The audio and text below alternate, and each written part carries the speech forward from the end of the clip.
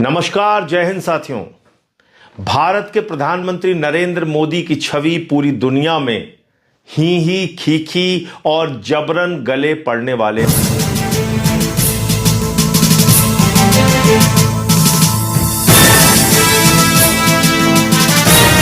ने कहा वो उसकी अपनी राय है जिसकी पुष्टि नेशन न्यूज इंडिया कभी किसी का जबरन हाथ पकड़ लेते हैं, वो हाथ छुड़ाता रहता है, जबरदस्ती हंसते रहते हैं प्रधानमंत्री जी।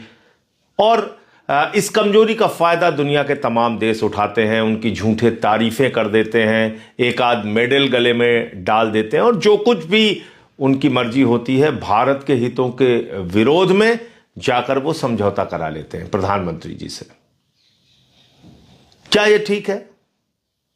अभी कुछ दिनों पहले भारत के प्रधानमंत्री ने इजराइल की यात्रा की और उस वक्त यात्रा की जब पूरी दुनिया में बहस चल रही थी कि अमेरिका और इजराइल मिलकर ईरान पर हमला कर सकते हैं।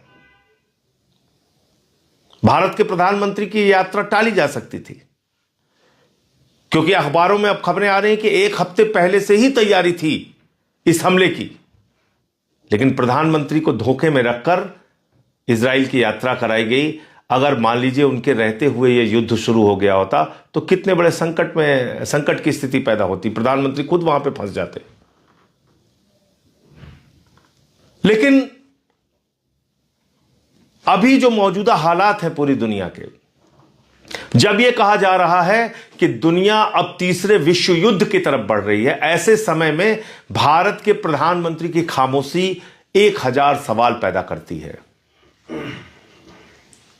आप अपने आप को विश्वगुरु कहते हैं नरेंद्र मोदी जी, और विश्व में हो रही घटनाओं पर आप खामोश रहेंगे, चुप रहेंगे, कुछ नहीं बोलेंगे। ऐसे थोड़ी आप विश्वगुरु बन सकते हैं। आपको वैश्विक घटनाओं पर नजर रखनी होती है।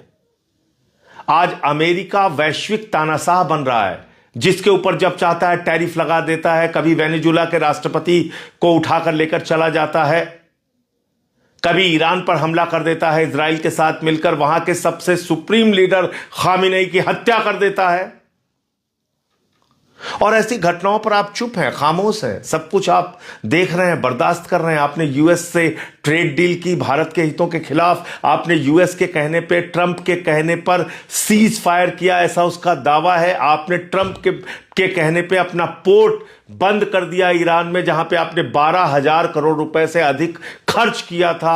आपने ट्रंप के कहने पे रूस, जो आपका परंपरागत मित्र है, उससे तेल खरीदना बंद कर दिया, जहां से आप 40% भारत की जरूरतों का तेल खरीदते थे। आपने ट्रंप के कहने पर भारत के करोड़ों किसानों के हितों को गिरवी रख दिया।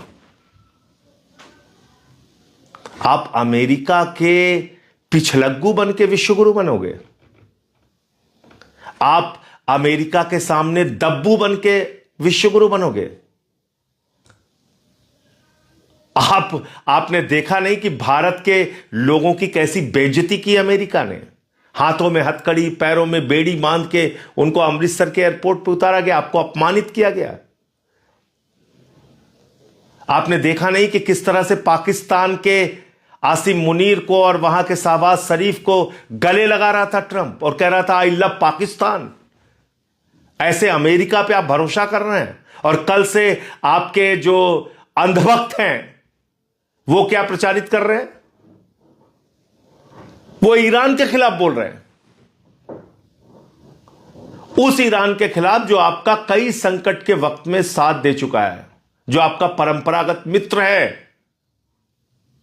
आपके अंधभक्त, आपकी पार्टी के लोग यह कह रहे हैं कि 65 और 71 में ईरान ने पाकिस्तान का साथ दिया था।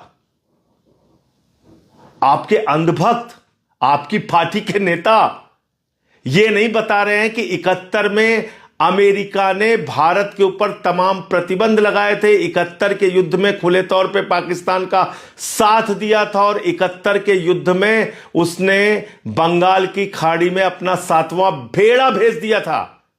उस वक्त रूस ने आपका साथ दिया था। आपके चेले ये नहीं बोल रहे हैं? आपके अंधभक्त ये नहीं बता रहे हैं कि 71 में अमेरिका पाकिस्तान के साथ खड़ा था और एक मौके पे नहीं, कई मौके पे पाकिस्तान के साथ खड़ा था? जब भी भारत ने परमाणु परीक्षण किया, अमेरिका ने प्रतिबंध लगाया। अटल बिहारी वाजपेयी जी ने परमाणु परीक्षण किया, इंदिरा गांधी जी के वक्त में परमाणु परीक्षण किया, अमेरिका ने इसका खुलेआम विरोध किया। जब हम परमाणु शक्ति संपन्न हैं आज, तो इसका विरोध किसने किया? सबसे ज्यादा अमेरिका ने किया। तमाम प्रतिबंध आपके ऊपर लगाए। आप ये सब कुछ भूल गए। आपके चेलों को याद है 65 और 71 में ईरान पाकिस्तान के साथ खड़ा था। ये भूल गए कि वहां पे राज किसका था? Shah Reza Pahlavi. वो भी अमेरिका का पिछलग्गू था, अमेरिका का दलाल था, और इसलिए उसने पाकिस्तान का साथ दिया उस वक्त। लेकिन उसके बाद की जो परिस्थितियां ईरान के साथ आपके बनी, आप तो खुद गए थे प्रधानमंत्री जी, खामेनेई जी से मुलाकात आपकी हुई थी और आपने उनको 7वीं शताब्दी की कुफिक लिपि में लिखी हुई पांडुलिपि कुरान की भेंट की थी। आपने ऊर्जा क्षेत्र में समझौता किया था। चाबार पोर्ट का आप बार बार जिक्र करते थे, श्रेय लेते थे कि आपने वो समझौता किया जहां पे आपने 12,000 करोड़ रुपए से ज्यादा खर्च किए। 1994 में जब Organisation of Islamic Countries Kashmir के मसले पे हमारे खिलाफ थे, भारत के खिलाफ थे, कौन साथ खड़ा था? ईरान खड़ा था आपके साथ। भूल गए आप? आपको रुपए में तेल दिया ईरान ने, भूल गए आप? 60,000 करोड़ रुपए आपसे ईरान ने कहा कि आप अपनी अर्थव्यवस्था को सुधारिए, बाद में यह पैसा आप हमें दे दीजिएगा, जो उनका बकाया था। और आपने ही प्रधानमंत्री जी, आदरणीय नरेंद्र मोदी जी, 2024 में जब ईरान के राष्ट्रपति की हेलीकॉप्टर दुर्घटना में मौत हुई थी, भारत के अंदर राष्ट्रीय शोक घोषित किया था आपने। आज क्या हुआ? खामेनेई की मौत पे एक ट्वीट नहीं कर पाए, इतने कमजोर निकले आप। खामेनेई की हत्या पे एक शब्द आपके मुंह से नहीं निकले, उसकी निंदा नहीं कर पाए। क्यों? क्योंकि इसके पीछे अमेरिका कहां थे, इजराइल कहां थे? इससे भारत की क्या छवि बनेगी? आपने अपने हितों को देखा। भारत को सस्ता तेल ईरान से मिलता है, ऊर्जा क्षेत्र में सुरक्षा प्रदान की है ईरान ने आपको लंबे समय तक। आप खामेनेई की हत्या पे एक शोक का संदेश ट्वीट नहीं कर पाते। बांग्लादेश में जहां हिंदुओं की हत्या हो रही है, वहां की बेगम खालिदा जिया, एक पूर्व प्रधानमंत्री के लिए आप अपने विदेश मंत्री को भेजते हैं, शोक व्यक्त करते हैं। पाकिस्तान जो हमारा जानी दुश्मन है, उसके प्रधानमंत्री नवाज शरीफ का बर्थडे का केक बिना बुलाए आप काटने चले जाते हैं। आईएसआई को बुलाते हैं आप पठानकोट में हमारे शहीदों की जांच कराने के लिए। यह आपकी विदेश नीति है। इसलिए ये ही खीखी छोड़िए और सही जानकारी दुनिया को दीजिए।